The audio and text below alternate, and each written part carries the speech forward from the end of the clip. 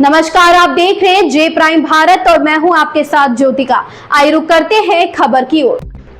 नक्सलियों के लिए अमित शाह का सख्त संदेश, आओ हथियार डाल दो।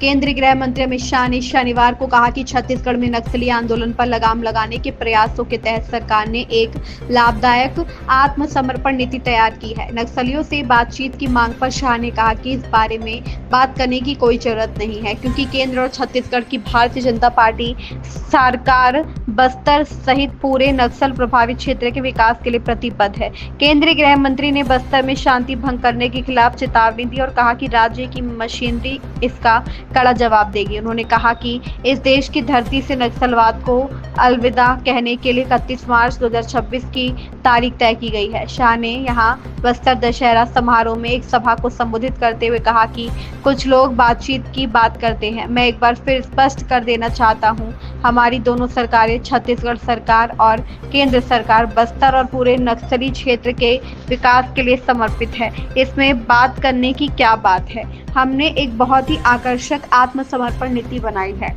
आइए हथियार डाल दीजिए। शाह ने साफ तौर पर कहा कि अगर आप हथियार उठाएंगे और बस्तर की शांति भंग करने की कोशिश करेंगे तो हमारे सशस्त्र बल सीआरपीएफ और छत्तीसगढ़ पुलिस जवाब देंगे। 31 मार्च 2026 इस देश की धरती से नक्सलवाद को अलविदा कहने के लिए तय किया गया है। स्वदेशी अपनाने के आह्वान की वकालत करते हुए शाह ने कहा, अगर 140 करोड़ की आबादी स्वदेशी के संकल्प को अपना ले तो हमारे भारत को दुनिया की शीर्ष आर्थिक व्यवस्था बनाने से कोई नहीं रोक सकता।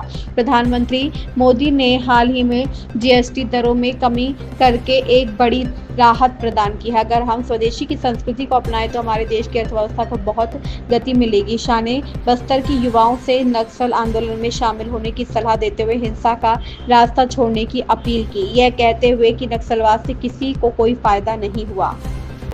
इस खबर में बस इतना ही। बने रहिए जे प्राइम भारत के साथ।